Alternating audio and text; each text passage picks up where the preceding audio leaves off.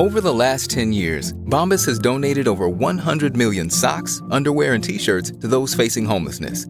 If we counted those on air, this ad would last over 1,157 days. But if we counted the time it takes to make a donation possible this holiday season, it would take just a few clicks. Because every time you make a purchase, Bombas donates an item to someone who needs it. Go to bombas.com/Wondery and use code WONDERY for 20% off your first purchase. That's bombas.com/Wondery, code WONDERY. Prince Harry spent his life living in the shadow of his mother's tragic death. But when he falls in love, he realizes it's up to him to stop history from repeating itself. In our new series, Prince Harry, Windsor of Change, we'll tell you how a prince without direction became a duke who found a family. Listen to Even the Rich on the Wondery app or wherever you get your podcasts.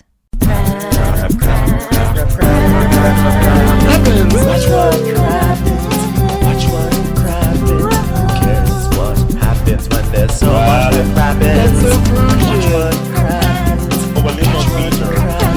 Who cares what happens when there's so much that happens?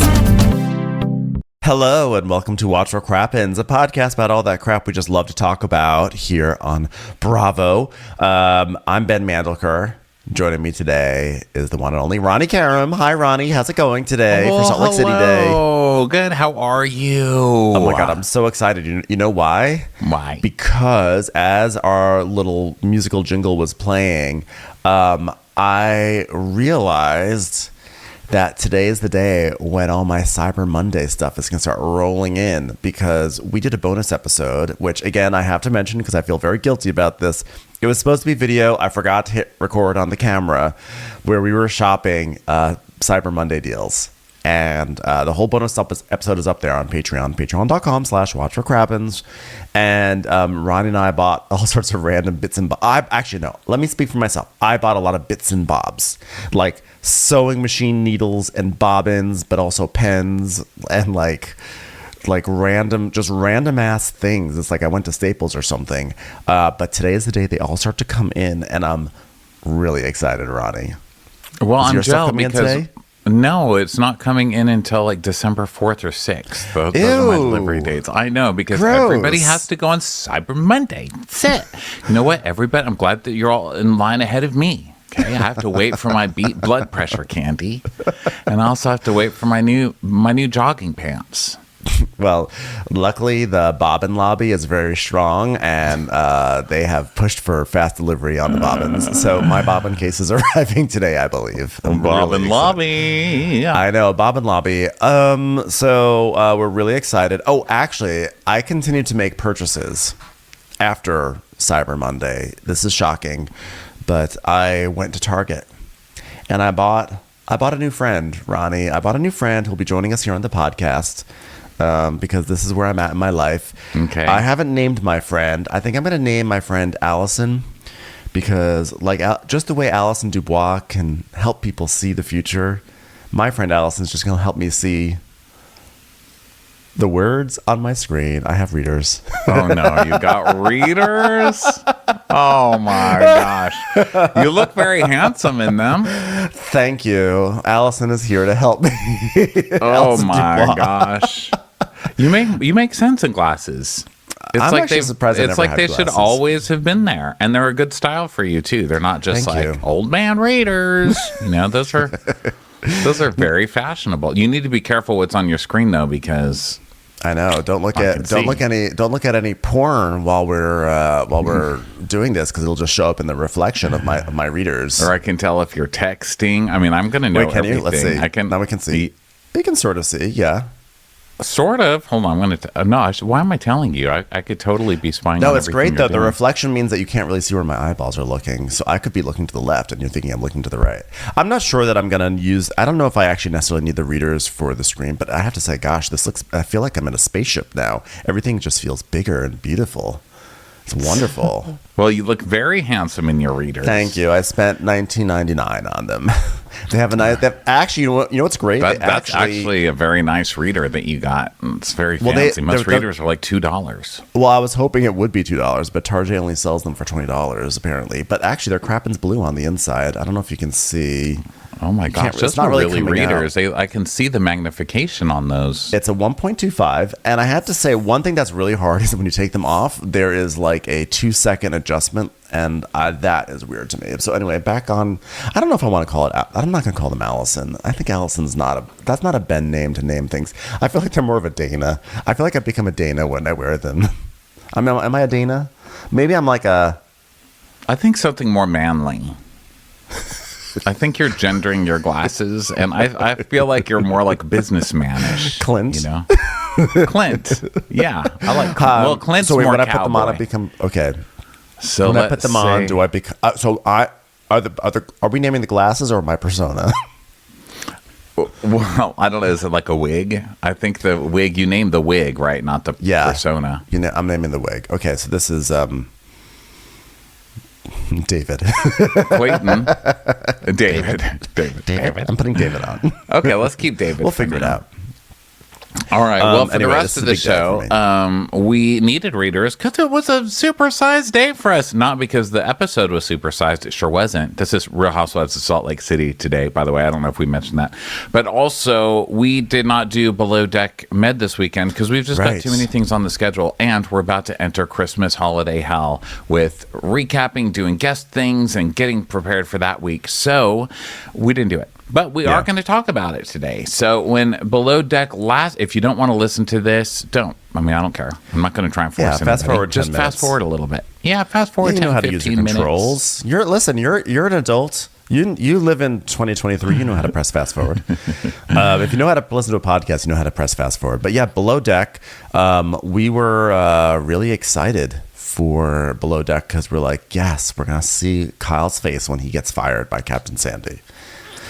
But we kind of sensed that he was not going to get fired because we've seen what happens on this show when you just fire the dramatic people. Nothing happens. Yeah. That's what, you just watch people clean for the rest of the time. As evil and horrible as Kyle is, I guess he's necessary. He's a necessary evil.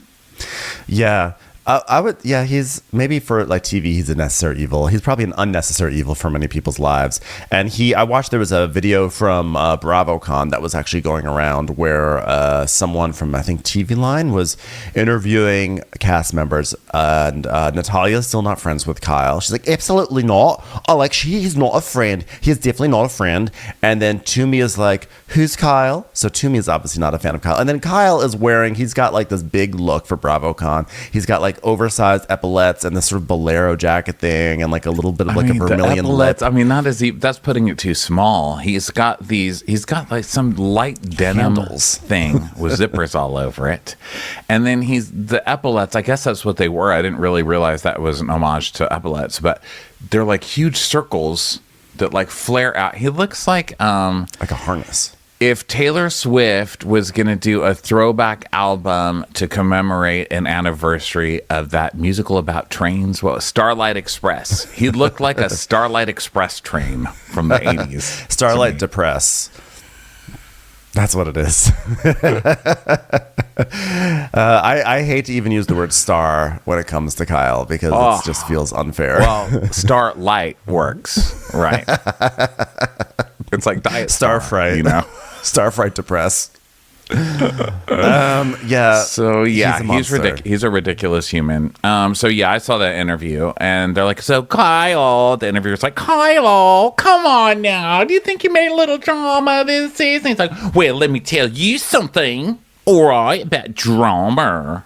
Other people try to come for me, but guess where I'm not? Where the other people are coming to. Okay, and that's where I'm not going to be." I was like, "Oh my God, how does this guy get the feedback he gets for this show and just turn it up?" I mean, the guy just comes back even more obnoxious. It's like, wow, this onion is too pungent. Really? Grow it with even more pungent onions. Make it the stinkiest onion we could. Why am I thinking of farming onions? I don't know. That's what Kyle's doing to me. Yeah, and then of course he pulls this thing, which is like, when I shared that text message, I was just trying to be helpful, and I've learned from going forward, I'm just not going to ever share things. I'll just have to keep it to myself. Like he does the whole thing like, well, I was trying to help, and of course it gets turned against me and blame the messenger, and I'll just stay out of it. You were not trying to help. You were trying to actively pit people against each other. You poisoned the well with Toomey and Natalia. I believe we both firmly believe that before Toomey got on the boat, Kyle talked so much shit about Natalia. You know that he talked shit about Natalia because we saw him talk shit about Natalia while they were on the boat, when they were still ostensibly friends. He poisoned Toomey. So Toomey comes in like, okay, I've got to be like really hard with Natalia because otherwise she's going to get out of control. And then that sends Natalia off. And then he just keeps on giving each one of them information that agitates both of them against each other. So he's just such a piece of shit. That's what I'm trying to say. You know? So now, one thing that Kyle has always done is he's not one of those people who can just be on reality TV and be like, let the peasants talk. You know what I mean? A lot of the housewives and stuff we've met over the years were like, oh my God, everyone hates you. How do you handle this? These are our backstage conversations with pretty much everybody. Because, anybody that we befriend in real life ends up getting canceled. So we've had this conversation with so many Bravo people. Like, oh my God, the world hates you. How are you dealing with it? And they're like, I don't read that shit. They're like, you read it at first and then you let the peasants do their thing. They're allowed to talk about me. If I started changing it, what would they talk about? They have this like, now, do I believe it? No, not really. I think that they all sit there all night freaking crying and like telling your husband to call the manager, like my mom, like you better do something about this. Or like Vicky Gumbelson, you better call the internet, Andy Cohen. You better tell the internet to stop it. So I don't believe it, but that's what they say. Kyle cannot do that is my point. I needed 10 minutes to say that sentence, but Kyle cannot do that. There was a post with the Below Deck mid-season trailer, and Kyle just has to comment. He has to like go start arguing with everybody who doesn't like him, which is everybody, pretty much. Everyone. So first, Chef Jack comments, apparently I'm not on the second half of the season. Sexy as I am. And then Kyle the Bold. Yeah. I can't. Kyle the Bold. Kyle the Bold says, Chef Jack Luby, want to trade places? Because all you ever see is me crying or being angry. I roll. Well, that's because that's all you ever do. And now, one thing I really liked about this episode is that like Jack is mad at Kyle, and he's just like, I'm just not going to talk to this person. And that's the best thing that you can do for Kyle, is you just don't give him anything, and it's going to make Kyle go crazy because Jack's just ignoring him, and Kyle doesn't know what to do with it. And I love the way Jack handles Kyle. Well, I have more comments to read. I'm so sorry. But someone says, I guess Kyle didn't get fired, so he'll continue to bully people and get away with it. And he says, yup. And then someone says, how narcissistic of you. Hope you get the help you obviously need. And he goes, thank you for your deflection. Kissy face. I mean, he answered, I've got 1, 2, 3, 4, 5, 6, 7, 8, 9, 10, 11 pages of Kyle just let it go, dude. Okay. Also that shit. Just stop reading about it and be glad that people are giving you this much attention because you so obviously need it. Okay, now on to the episode. Sorry. He lives for it. And it's interesting because last season he kind of like rode that line between being like, is he a villain or is he actually great? And like you can't tell because he would go up and down.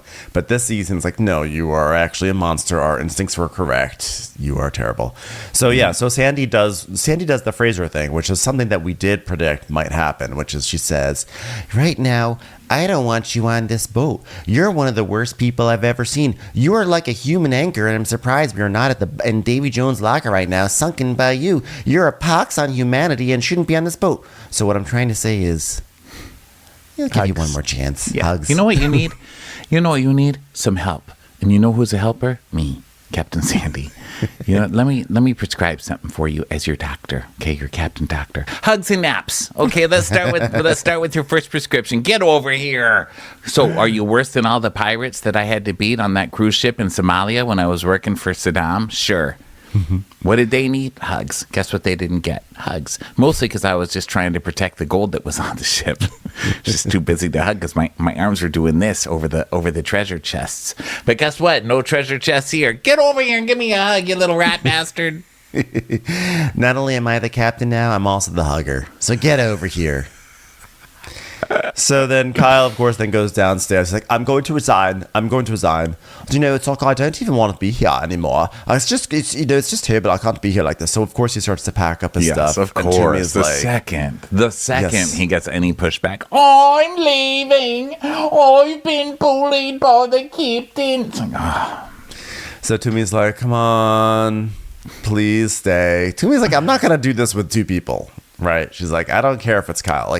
Like, please stay. Which is, I think, Natalia has just quit. Did we even mention that? I mean, that happened last week. But Natalia for has anybody quit. new to this, Natalia quit because he was so bad. And by the way, Natalia is an emotional terrorist herself. That girl's not easy either. I mean, she's awful as well. It's not like she's so innocent, but I mean, she couldn't even take it. And she's the worst. I mean, usually, just by her history on this show, she will go on that date on Valentine's Day and wait to order dessert, and then the guy gets up and leaves her. Like, that's that's her history. So for her to change the pattern to this degree, where she's like, "Oh, I'm out early," that's saying a lot. That's how bad he is.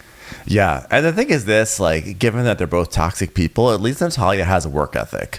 So it would have been better for Kyle to be the one to leave the boat and Natalia to stay, because I do actually think Natalia and Toomey would have gotten along without Kyle there. But Kyle just makes everything just so poisonous. No. But of course they convince him to stay. They convince him to stay.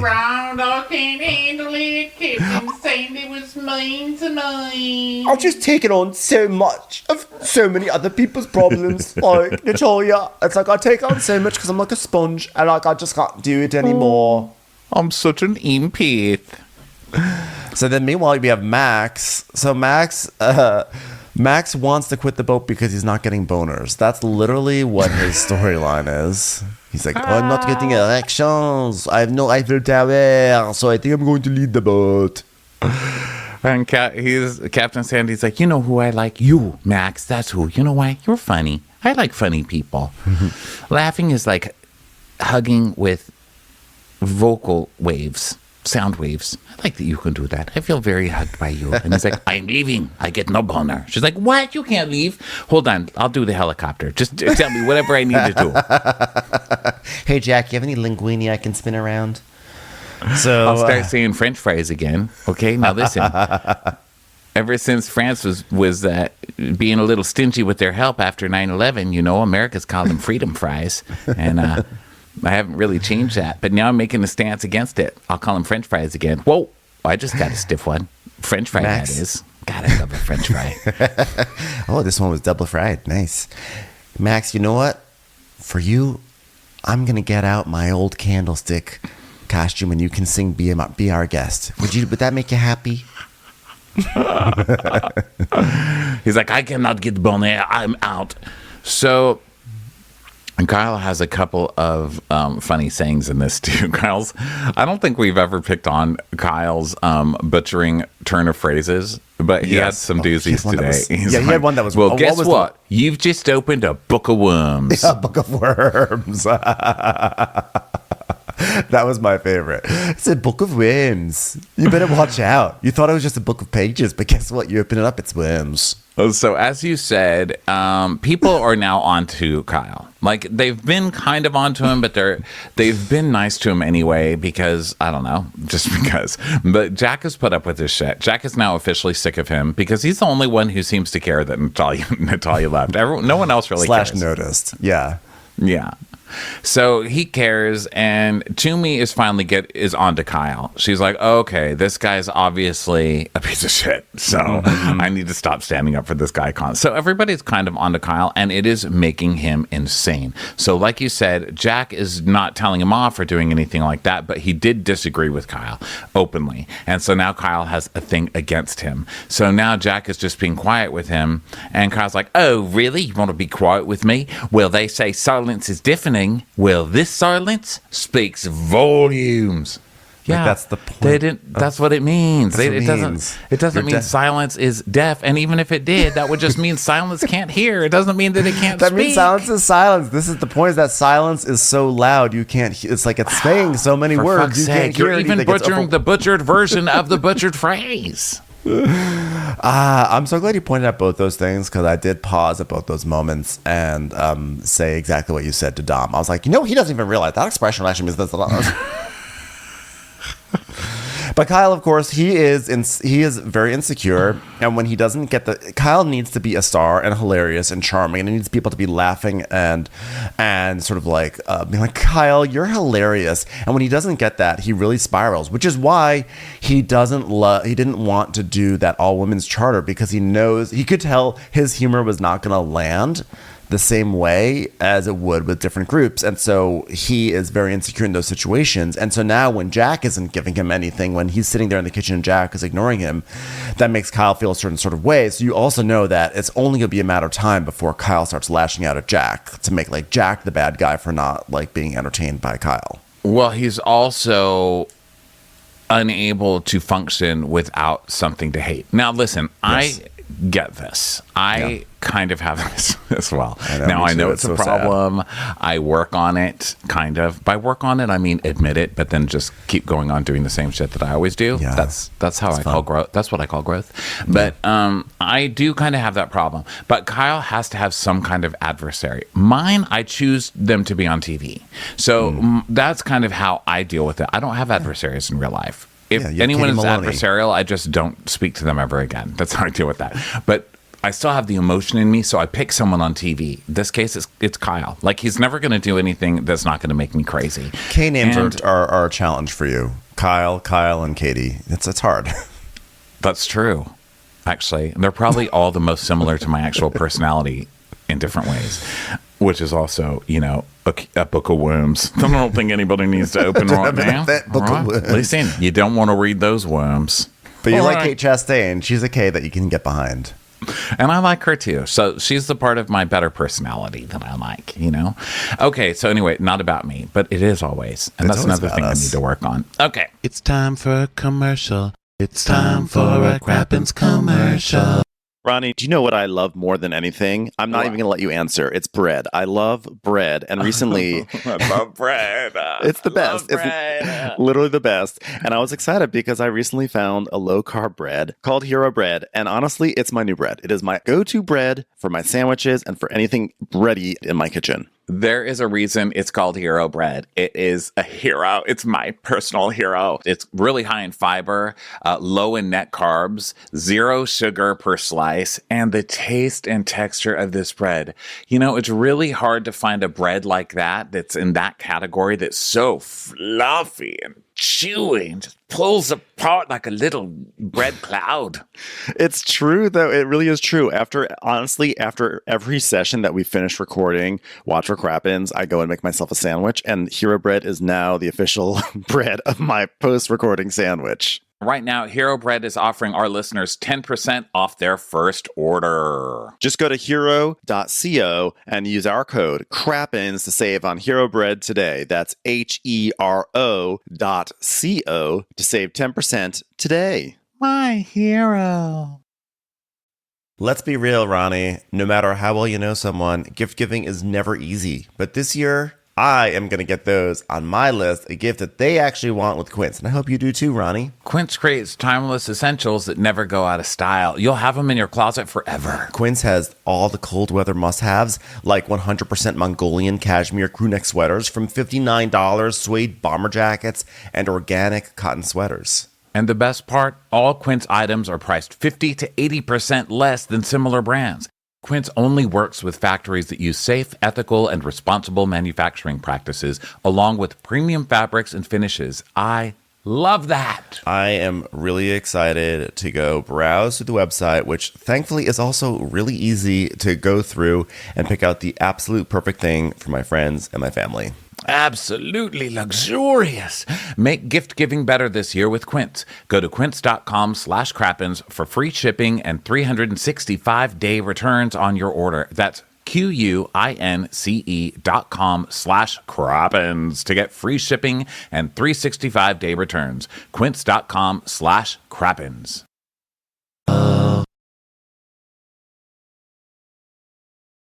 So he needs somebody to hate or he can't survive. Like, he needs to physically be able to talk shit about somebody. And here we go. Jack stuck up for what's-her-buns, Natalia. And so he's immediately after Jack. And that's just it. Right. And guess what? The new person comes in. She's a ding-dong. A hilarious ding-dong, by the way. She's like he's automatically against her. Yeah. Lily is like if you took Naomi from Southern Charm and like pressed her up against glass, you know?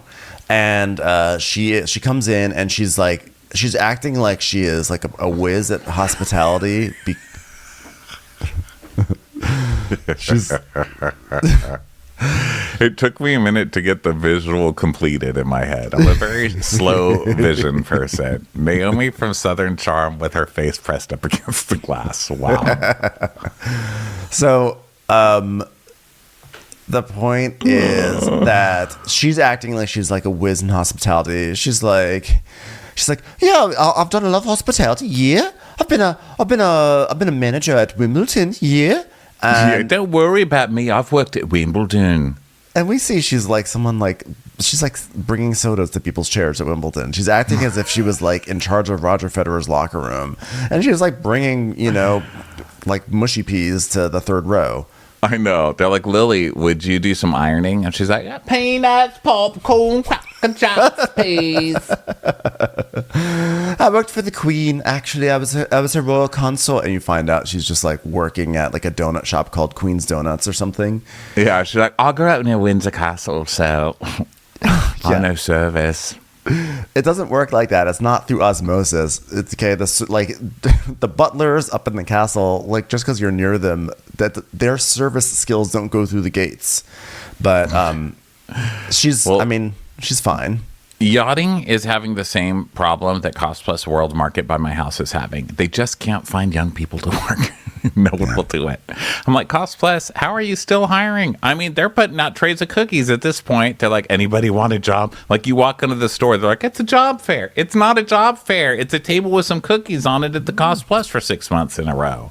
Maybe you should pay people more, Cost Plus World Market. I don't know what's happening, but that's the same in yachting. They can't keep anyone. They're basically like, this is it. Natalia's gone, so we just took a girl throwing peas at people's head on the dock. So she comes on. She's very British. And I fall for it because I'm like, she's British. So the accent already makes her seem austere to me. And then she says she worked at Wimbledon. So I'm like, oh, she knows everything there is to know about yachting. And so she's on board. And then we have our charter guests. It's a bunch of ladies. The main lady, her whole thing is that she doesn't eat eggs outside. She refuses to have eggs outdoors. And Jack is like, yeah. He's like, what happened to her? How'd you find out that you don't like eggs outdoors? Like, what did you do? How'd you find out? How'd that happen? I don't understand how that happened. The guests, I was glad we didn't cover the episode. Hate the guests. I hate them. They're just so like typical. I think they've watched a lot of Below Deck and they're like, we're going to be like Below Deck people. I don't like my eggs outside. And you know what we should do? We should get the guys to strip because we're cougars. Oh, right. You know what we're going to need? We're going to need the guys to strip. I'm like, oh, God, just very get rid of these ladies. Yeah. And when we do see her eating the eggs, and she says she can't eat them outside because the flavors from the outdoors air just create a very bad taste in her mouth with the eggs. So she goes, I got to take my eggs indoors. So she goes into the bar area, which is like 3 feet from the outdoors. It's the same. I guarantee the air that's in there is going to have the same flavors as the air that was outdoors. I'm just going to go out on a limb and say that. But I was on their side about one thing, which is that when they come on, they are just like sitting and they're relaxing and they're in the sun and they're just like having a chill time on the deck. And then everyone's like, Sandy's like particularly upset that they're not using the water toys. And everyone's like, I mean, you're basically on like a water taxi. I think it's Laura's like, you're basically on a water taxi. Ah! And I'm like, to me, that sounds great. Like, I don't need a water toy. Put me someplace in the sun where you're bringing me food and drinks and I can like just like read something or like be on my iPad. Like that is like the best for me. That's and then vacation. That's how I do it. I barely even leave the room. And they're like, why would you come on vacation without leaving the room? Because there's different places to order DoorDash from. And when I open the window, there's something different outside. That's literally it. I don't care about anything else. So then Sandy comes out. She's like, come on, guys. You got to go. You got to do the slide. You got to do the water toys. You got to do this. If I were a decky, I'd be so mad at Sandy because she's basically like forcing them to do work that the guests don't want to do. But then also if I was a guest, I'd be like, leave me alone. I am an adult. I know what is at my disposal, and I've decided to do this. This is all good. Don't worry about it. Yeah, don't fix me. How about you go fucking drive the boat? Okay? Yeah. Like, I don't need you to fix me. Bring me food.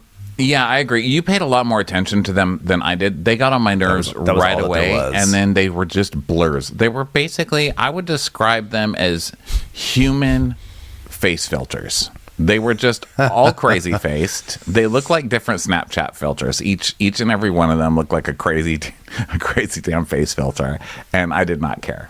So yeah, they were very generic. But then I think the only big thing that I can remember happening left in the episode, and there may be other things, so correct me, was at the end of the episode. The charter was actually a quick charter. It was a one-day charter. I don't even remember it. It was like, was there even a charter? It was so quick and so generic and so uninteresting. The only thing was that eggs thing. They're there and then they're gone. And then the crew goes out to dinner. And Lily is sitting next to Jack, and they're chatting, and they're both British, so they're both like making like jokes about being British or whatever, and banter.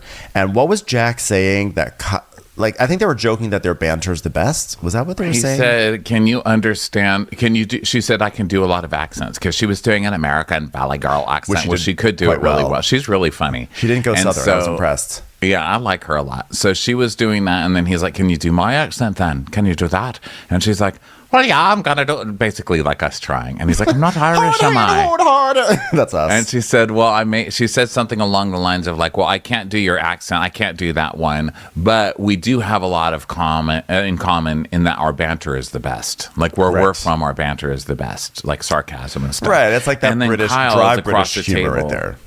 Right. And then Kyle's across the table, and he hates Jack already, right? So he's waiting to come for Jack. And by the way, Jack already knows. Jack has said before dinner, like, "Oh, I can tell Kyle's getting ready to come for me. I can't wait to see what fucking Kyle does." And sure enough, Kyle's like, "Oh, really? Your banter's the best, so the rest of us just have short banter? Is that what you're saying?" Oh, my God. Was that... I'm sorry that was trying to whisper. Because that silence was heard over here, all right? Well, you're trying to be deaf silence, all right? You think you're over there doing sign language silence, but I can hear it. So you really think that your banter is better than us? Well, it sounds like you really opened up a book of worms on that front with your allegedly good banter. Womb bookers. So he's getting attitude. This girl does not give a shit. And I feel like that's very rare because Kyle squints his eyes and he starts doing his like finger wagging bullshit at her and getting mean. And listen, as bitchy as I am on this show, if that happened to me in real life, I would immediately do whatever the other person wanted. Like I'm a wimp in real life. No, your banter's the best. But yeah, I know. I'm like, no, we meant beside you, gay person. But nope, she did not give a shit. She just laughed at him, like kind of in his face, and gave him a look like, "Is this queen really going to come for me?" And I thought it was great. I was like, great casting. And he was also, by the way, condescending to her while on her first charter. She doesn't know what she's doing, and she's cleaning something, and then he's being like, no, what you have to do is you have to put this and then put this in the stock. What I'm trying to say, then I'll take it all up together at once, blah, blah, blah. He was like really coming down on her without like really showing her any sort of like grace for the fact that this is like the first time she's ever touched a washing machine, basically. So yeah. she doesn't know how to do anything. Like I could see how that would be annoying, but he is doing that typical thing where it's like, "Okay, I'm gonna show you. You don't know how to use an iron." And I'm like, "God, this bitch doesn't know how to use an iron." Like she's very green. But then he's doing that thing where he's overly nice to her face, so he can immediately the next episode be like, "I was so kind to you." So, the point is, now we're 30 minutes in talking about Below Deck. So it wasn't just 10 minutes, but there was stuff to talk about. It was funny episode. Kyle did not get fired. Really bummed about that. Mid-season trailer dropped, although it's late season trailer. Only 6 episodes left. Lots of messiness to come. So Below Deck Med doing the Below Deck Med thing, and fun times. No, what a Look good at Bueller. boy. Let's just Bueller's take a moment and pet him on his neck. And Honestly, say, guys- wow, you are my good little baby. Look at that guy. Guys, honestly, like if you're not watching Crappens on Demand, like I don't want to be a used car salesman right now, but like you really are missing out on all this great Bueller content. Oh my gosh, look at his Look at tummy. him. Oh, I'm going He's to just scratch like- his tummy and- right now. Oh And my right before God, then, look he at got that. onto the sofa and he was pawing at the cushion. Oh, look at scratch his him. chest. It's like I really am it's so scratching sad. it. It's funny, huh? He is wow, so I'm scratching cute. his chest now, and I'm going to scratch his right under his chin. His Oh ears my flopped God. over. Okay, It's a so that cute was a dog. nice little break between the shows. Now let's get on to Real Housewives of Salt Lake City. Real Housewives of Salt Lake City, and it opens with Angie K folding a napkin. She's in her gleamingly white house folding a napkin, and so I'm Greek. Her house looks like a public bathroom. It looks like a hotel men's room. her house looks like a spaceship that has landed and is looking for gas to leave the planet again. It's just the marble It's just- walls, you know. It just reminds, like, are there a lot of handprints from dudes just leaning up there and peeing? It's what I always imagine the lounge room looks like, or the employee lounge room looks like for like the Apple store. I'm like, what does it look like back there? You know, like it's this, just like gleaming white, shiny. I have a feeling surfaces. the employee room at the Apple store is just not even floor. It's just like grass, and then flies everywhere on the people's faces. And I think that the second they get back there, Apple doesn't give a fuck. No, they definitely don't.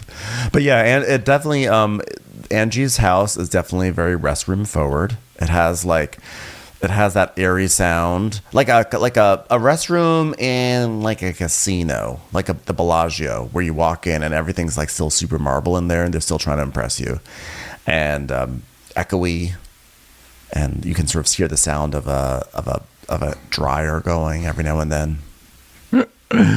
So Heather comes over, and they're doing the, oh my God, your house is so pretty. Oh my God, you are so pretty. I'm Greek. And Heather's like, what about that Pioneer Day, huh? She's like, to Pioneer Day. What a fun event you made, Heather. And she's like, well, yeah, we can sure use a drink after that. I mean, when did that even go left? When Lisa kicked Monica off her wagon? That was good. That was a good game. Take that, Lisa Rinna. Take that, big dog.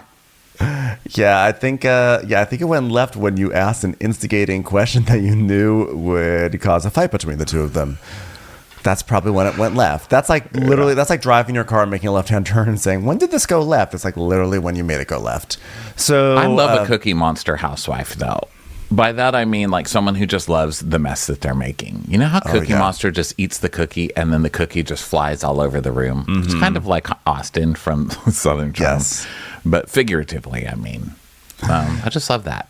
Yeah. So Angie's like, well, the minute that we started the wagon game, I mean, I think it set her off. It was like she came in hot, you know, again with the insults. Plus, when you mention wagons, it just reminds her about the car that she doesn't have. So, you know. Do not mention wagons. You know, the minute we started a wagon thing, Sean has requested that I not ride him further, so we just got a bigger wagon. Our wagon now is the size of a city block now. I feel lonely in my wagon. What were we talking about, Opa? Angie sad. Sad Opa. Sad Opa. So Heather's like, you know, and then at like some moment, she completely shut down. It was weird. I don't understand why Heather is so shocked that someone would be very exasperated and then eventually just be like, fuck it. I'm not engaging with these people anymore. I'm just going to get through this horrific lunch for me. But Heather like doesn't understand this because later on in the episode, when Whitney is mourning, Heather's like, just compartmentalize, it'll be fine. So like that's the way Heather gets through life, is that she just like, if she has a feeling of like sadness, she just tucks it away and cries late at night when the cameras are not there, clearly. I call that maturity. I mean, that's what I do. What am I going to do? Just lose you can't just go losing your shit. You can't just walk around telling everybody to fuck off. That's what your inside voice is for. No, but I just love that Heather was so distraught by the fact that Monica became quiet.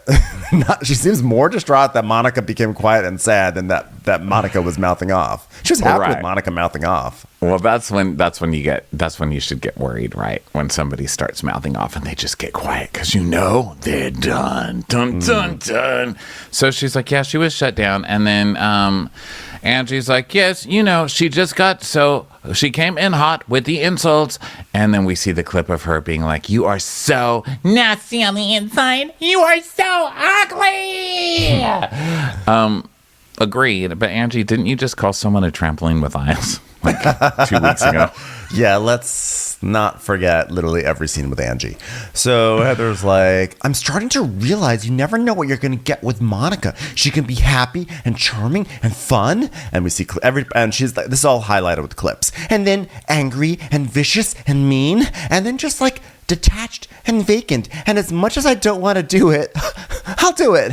Kind of reminds me of Jen. So then we see a Jen Shaw montage that illustrates all these points, which is funny because they're both using Jen against each other. Heather's saying that Monica reminds her of Jen, and then Monica is saying that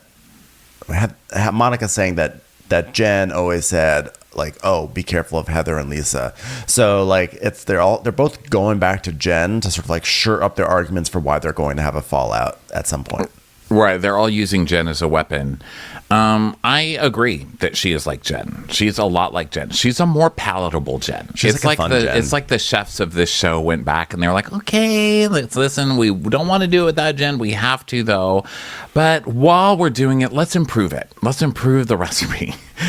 Yeah. I think she's a much improved version of Jen, because Jen was really a try-hard. Like Monica's a little try-hardy, but I forgive some of the try-hardiness because it's her first season. You know what I mean? It's like she's training wheels.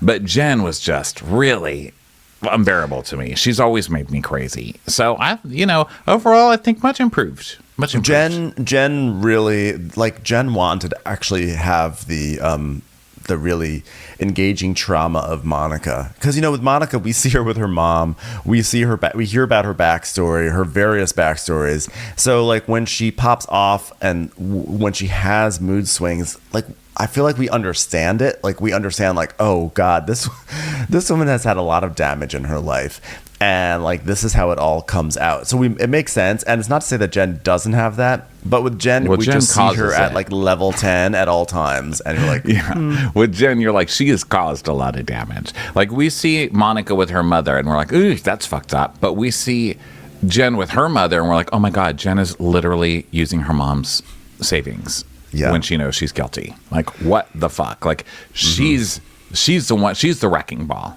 Yeah. Monica and her mom are both wrecking balls. They're like one of those big, what are those things that sit on desks where there's like balls swinging at each other? Yeah, it's like the infinite movement, something or other. Yeah. Yeah, one ball hits the other ball, and they just keep doing that in a rhythm, and that's just how it is. And just, you're like, how are they still just beating each other like that? But it's how they're built, okay? It's just how the balls are built. Yeah, it really is true. They're ball bearings. So basically, Heather's like, I'm just drawn like a moth to a flame. It's like me on a Friday night. Ball bearing. I come bearing balls, boys. Stupid. Sorry. Go ahead. I don't know. Wow. Well, like I was saying before, I was rudely interrupted with images of testicles arriving at my doorstep. I'm drawn like a moth to a flame to these personality types and to these ball bearings. I've been burned, and I want to learn from my history and not make the same mistakes again. I can't believe I just spoke like that to someone with glasses. I know, Ronnie. This is an intellectual podcast now. I've got glasses on. You have to like really be less vulgar. Okay. Terry Gross is going to be our guest host next week. Gross. Commercials. Step into a world of nonstop action on DraftKings Casino. Play the classics like blackjack, roulette, and slots. Plus, enjoy exclusive games you can't find anywhere else. All you have to do is sign up, select the offer, make your deposit, and start playing from a full suite of games. Download the DraftKings Casino app now and sign up with promo code CRAPPINS. New customers can get a deposit match up to $500 in casino credits when you deposit $5 or more. Only on DraftKings Casino with promo code CRAPPENS. Gambling problem? Call 1-800-GAMBLER or visit www.1800gambler.net. In Connecticut, help is available for problem gambling. Call 888-789-7777 or visit ccpg.org. Please play responsibly. 21 plus. Physically present in Connecticut, Michigan, New Jersey, Pennsylvania, West Virginia only. Void in Ontario. One per opted-in new customer. Min $5 deposit. Max match $500 in casino credits, which require one-time playthrough within 7 days. See terms at casino.draftkings.com/playerschoice for eligibility, terms, and responsible gaming resources. Comes one right now. Okay, so they are still talking about Monica. So are we, 9 hours later. And how she reminds her of Jen. And then we see clips of Jen, 1 minute pouring alcohol all over herself on the bike bus thing on a group trip. And then screaming, "Fuck Mary Cosby!" And walking off sobbing on a golf course. Like, well, what about me? But what about me? So Heather's basically like, oh my God, I always jump in head first with these relationships, but I don't want to have Pioneer Day Part 2 in Bermuda. I'm like, of course you do. You're about to go on your first international cast trip. You want this to be as iconic as possible. Okay, like this is when it happens on the international cast trips, when all the mess happens. This is your moment, Heather. Like you want Pioneer Part 2, Part 3, and Part 4 all at the same dinner. Yeah, which of course she does want it, right? So Andrew's like, but she has a pattern. She comes in hot and then she apologizes. We should still go on the trip, but you should call her first and let her call you ugly a few times to maybe get it out of her system. So Heather's like, well, I'm sure I'm going to see her at Meredith's jewelry event. Oh, the one I am not invited to, the anti-OPA event, the one I've heard all about. Everyone's invited except for me, which is fine. Let me know how it goes. I'm really curious. So Heather's like, the trip is hanging in the balance. Truly. So then we go to Whitney and Justin driving their Tesla in matching Gucci knockoff t-shirts from Canal Street. I can't with these people. Like, seriously. Yeah. Why are they doing this? Why? They've just gone to therapy. And Whitney's like, sometimes I feel like therapy help. Like, does therapy help? Or does it make it worse? And he's like, let me help you.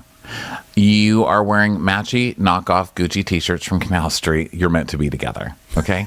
That is a douche level that it's hard to find in other people. Like, it's hard to like match somebody's douche meter. You have matched it. Congratulations.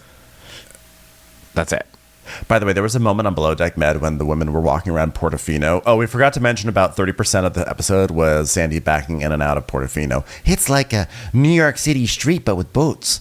But there's one moment the ladies were walking around and the primary goes, it's not Gucci, it's Poochie. So I was wondering, does she not know that Poochie is a thing? Does she think that Poochie is a knockoff Gucci? I would like to know more context about that comment. What is Poochie? It's just another designer.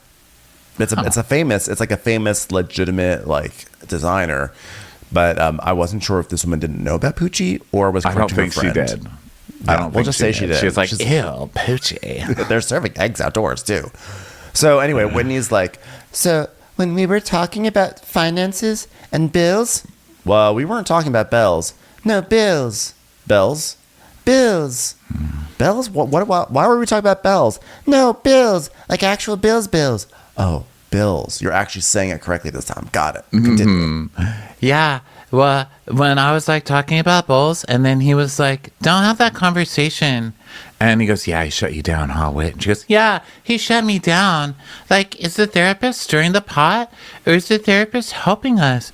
Whitney, I think it's pretty standard in therapy for the therapist to be like, let's not concentrate on the money part. Or like, actually, we're focusing on this part of the relationship and not that part. You know, like that's, he's shutting me down. He's taking away my voice. And Justin's like, my favorite thing is when we talk it through with other couples. Like, you know, like when we did Meredith and Seth's show the other day. And then we see a clip of Justin on the show. And he's like, yeah, you know, part of me going back to work is realizing that Whitney's going through her own trauma. And I can't help her with that. But my trauma is carpool. Very busy. That's what I'm saying. Very, very busy. You can at least microwave a chicken finger. I'm exhausted. So can somebody help her with that trauma? I think that trauma is 3 minutes on high. Not really Also, sure. does anyone have a little wrist brace for her carpal syndrome? No, carpool.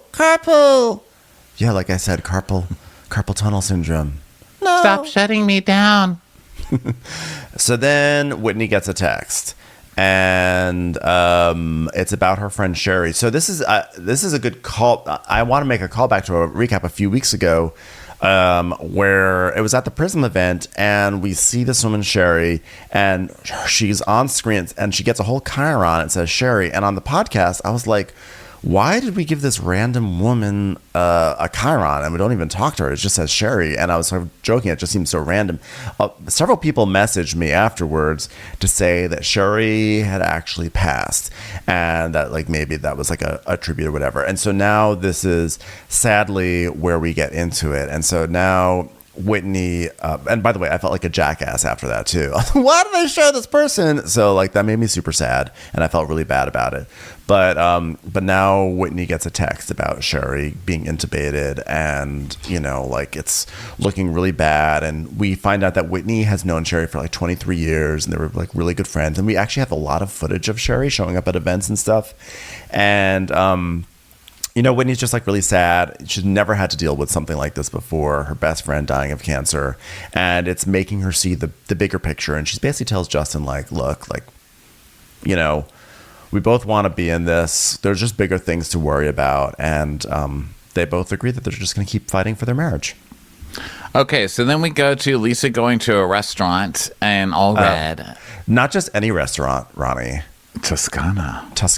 Your favorite. But it wasn't Toscana time. But it wasn't Cucina Toscana. It was just Toscana. And I wonder if they are related. Maybe this is like their express. Yeah. It's like not the fancy version. It's like how Mozza has Mozza and they have Mozza Pizzeria. Yeah. And Mozza Pizzeria, they're like, this is just the casual one. So we still charge you $50 for a pizza, but you can wear more casual clothes. I think that's exactly what it is. Like Cucina Toscana is like that's like the fancy version. And this is like the more suburban version that you can wear your jeans at, but still get charged the same amount of money for. Yeah. So Lisa comes into the restaurant as she comes in anywhere. Hi, how are you? Love that. Love it here. Toscana, am I right? Who needs a cucina? Okay, great. Hope you got the Vita ready. Vita cocktail. Vita cocktail. Love that.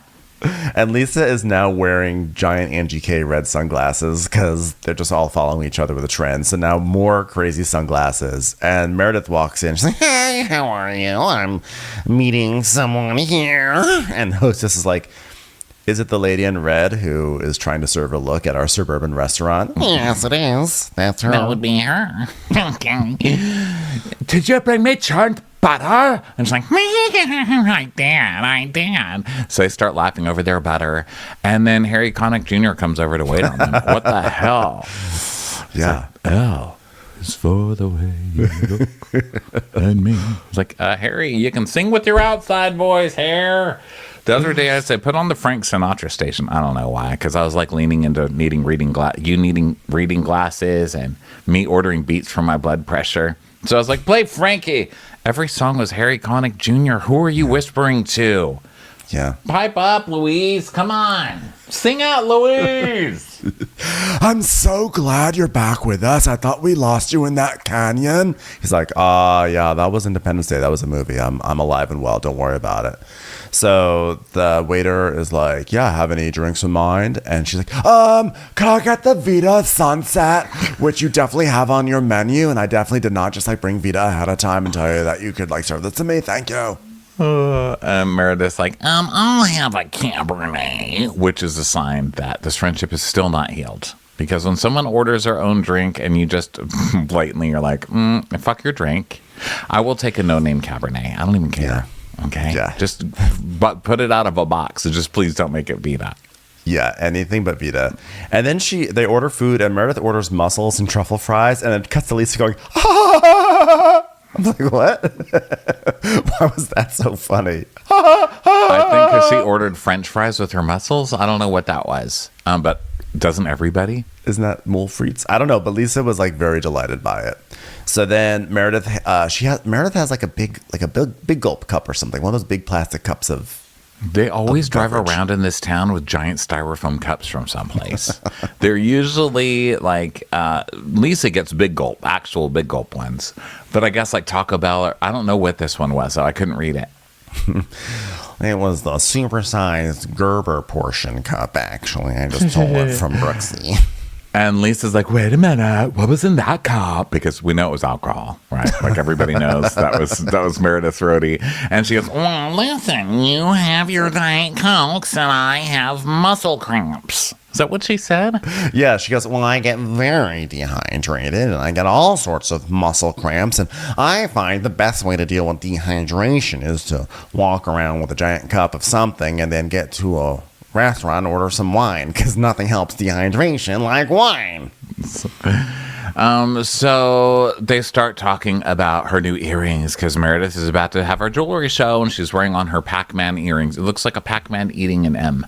And Lisa's like, oh my God, delicious. Amazing. I'm so excited about your event and all of your new pizzas, even though you wouldn't order a Vita Sunset, you fucking bitch. Oh, thank you. And did you and Monica get to a place of peace? And Lisa goes, oh, I think so. I mean, I don't even know what the issue was. Like, it's frustrating to even have a conversation with her because like they don't go anywhere, and it's like, you're ugly, like fix your face, like get some Botox, get some filler. Like I'm at a stage in my life where like, you know, I just like could never talk like that to like another woman in my life, you know? Yeah, you can't just keep attacking somebody and then expect them to sit there and take it all the time, you know? I mean, really, unless you're married to him. Am I right, John? So there's so much low-hanging fruit around Monica, you know? Like, I could attack Monica if I want to. I could do that if I want to, but I'm not, which I think is interesting how she phrased that, because she's about to tell Meredith how disgusting it is for Meredith to suggest that she could attack somebody if she wanted to. Like, Lisa doesn't even have the self-awareness to realize she's currently doing the same thing. Right, and Meredith picks up on it right away. So Meredith goes, well, it's funny that you say that, because I do want to clear the air on something. I'm not upset or That would angry. be nice, because I did want to eat an egg. So, well, I'm not upset. I just want to clear the air.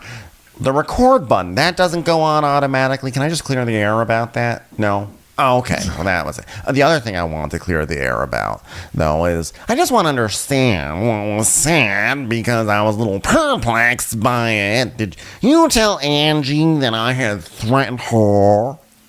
no, I didn't tell her that you threatened her. I told her that you said that she's lucky. What's the word? Whatever you said to me outside the restaurant about burning her house down, exposing all of her secrets. What was that? And Meredith tells us, oh no, we see Meredith in the clip going, am I want to get nasty and talk about her? The rumors? The nastiness about her? You know what? You want me to go there? So Meredith's like, well, that's what I thought, and I wanted to check in only because it's very interesting.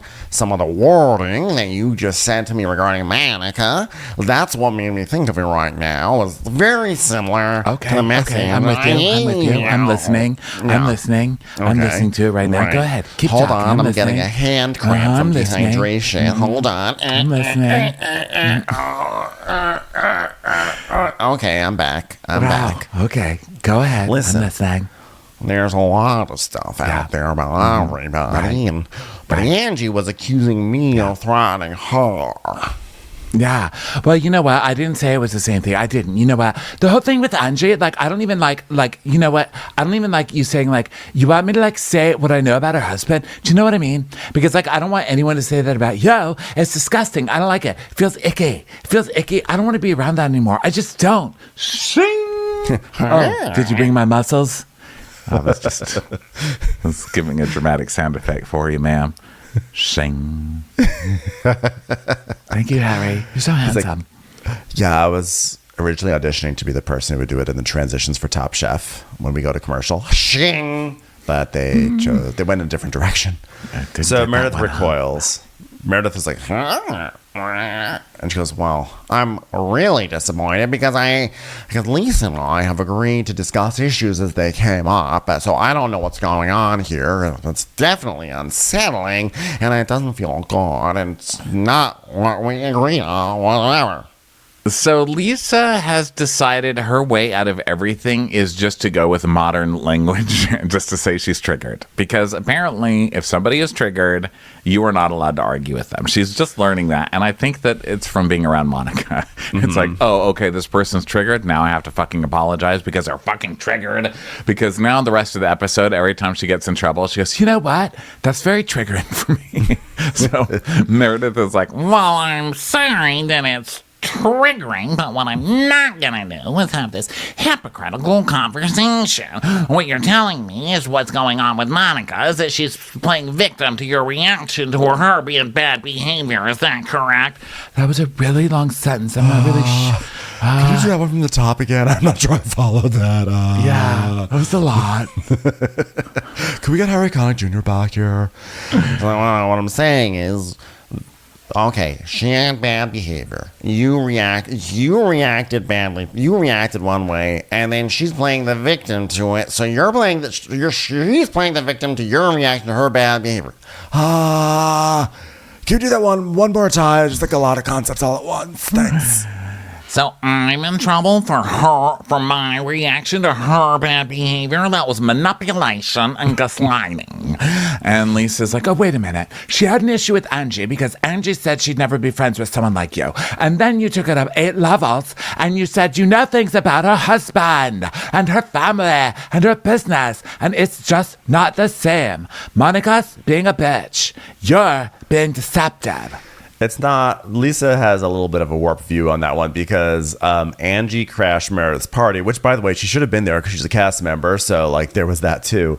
But Angie had just started up with Meredith at the table, and Meredith was wasted.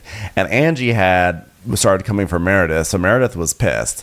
That being said, I do think that there is a subtle difference in being like, yeah, you want to talk about the husband, you want to hear about the husband. You're basically implying like cheating on national TV versus saying like, ugh, like Monica, she's always I could go after her about a million things. There is like a tonal difference, but not a huge one. Not a huge one. I mean, she was kind of threatening her, but I think if she threatened her to her face, that would be one thing. But the only reason this became a big deal is because Lisa ran and told everybody that Meredith is threatening you. So, yes. Lisa really doesn't have a leg to stand on here because Meredith should be able to bitch to her friend and say, oh, really? Does she want me bringing up all the stuff about you? So what? Yeah, you should be able to. She should be allowed to do that. Although Whitney also spread it around because remember Meredith also went up to Whitney and was like, "You want to hear? Oh, look at her going to Hudson News at the airport. Well, I got some news for you, and it goes way beyond Hudson. Yes. It's about the husband, but I'm not going to say it."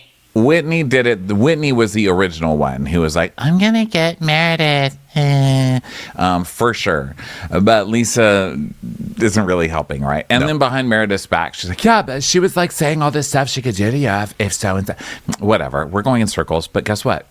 That is talking about Real Housewives shows. Okay. It's great circles. Love the circle. So, circle of life. So Lisa's like, okay, you know what? Let's just... there's nothing out there about her, though, and you're threatening to say stuff about her, but there's nothing out about her. And Meredith goes, well, there is stuff out there about her that's not true, probably, but there is. I've been sent stuff. People named me have been sent stuff. My Twitter DMs have been sent stuff. Seth has been sent stuff through my phone. So... Yeah, but I just think that like even saying it is like that's bad because it like leads people's mind to wander. I'm like, says Lisa, who went behind a closed door seemingly conveniently and then started spewing all sorts of stuff about Meredith. Like, let's not forget where this problem really began, okay? So Meredith's basically like, listen, there's something out there about all of us. It doesn't make it true. And she goes, yeah, but it doesn't make it okay to threaten it either. And she goes, you can't use the word threat. By definition, it's wrong. So by saying I would never do that was the part that you're missing. I would never do that. Yeah, but you're going off intention. You're going off intention. And Meredith goes, but that's not my intention. Don't you remember I said I could threaten, but I won't, which makes it a reverse threat and almost makes it a hug if you really think about it. Well, you know what? That's why I pumped the brakes on our friendship. Because I was like so uncomfortable with that. What you want? Pump the brakes. Yeah, you know, in our friendship, we were in a car and then I was like, bump. I pumped the brakes. You then? When did you pump the brakes? They were pumped. Then you would even say that after I nearly lost my life when our car pumped its brakes and we wound up in a 3-inch snowbank. It's just horrifying. Horrifying. I can't be dad. Okay, I'm sorry. Yeah, I'm sorry, but you know, I don't know if you noticed, but I pumped the brake. I didn't. Like, you literally have texted me 5 times a day, but they were pumped. So, I just want you to know I'm not supporting anyone in this fight. Okay, let me make this clear. I'm not the one bringing a tornado. Well, what? Huh? The fuck are you talking about? Sounds like Lisa really opened up a book of worms there. So Meredith's like, well, so did you pump the brakes with Angie too then? And she's like, no, I didn't pump the... Lisa, this is when you lie. Say, yes, of course I did. She's like, no, I didn't pump the brakes with Angie. She goes, oh, so you were fine with the way she treats me. But my reaction, which, by the way, don't forget, was the product of manipulation. You're fine with that. And she goes, no, I'm not fine with the way she treats you. I just didn't pump the brakes on her because she has a nice house, so... Last time I pumped the brakes on you, you ended up going up into a snowbank. So I learned my lesson. You know, we took an Uber. Well, I wasn't going to pump the brakes on her because she lent me the sunglasses and they're really cute.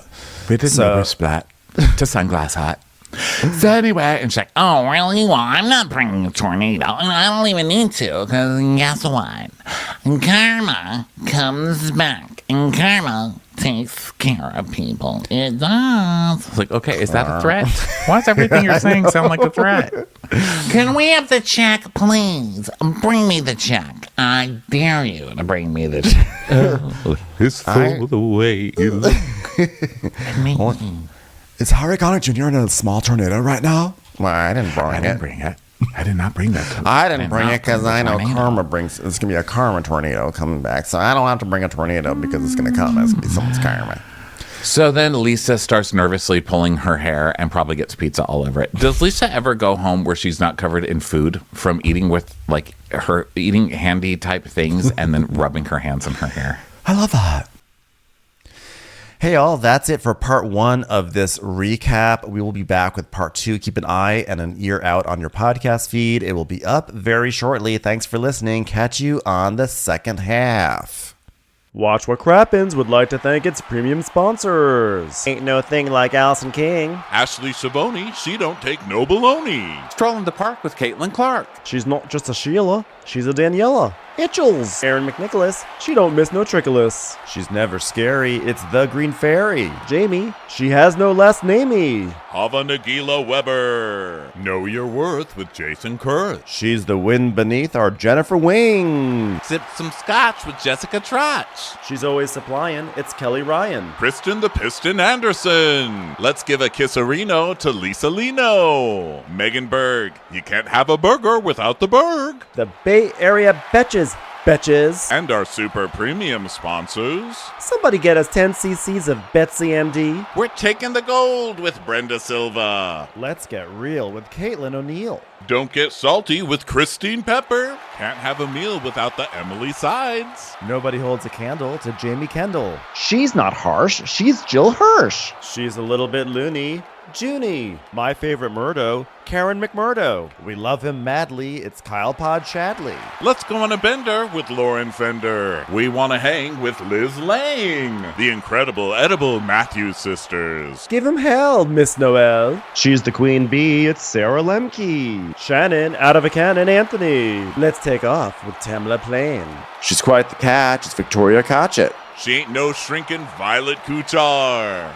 We love you guys. Hey, Prime members, you can listen to Watch What Crappens ad-free on Amazon Music. Download the Amazon Music app today. Or you can listen ad-free with Wondery Plus in Apple Podcasts. Before you go, tell us about yourself by completing a short survey at Wondery.com/survey.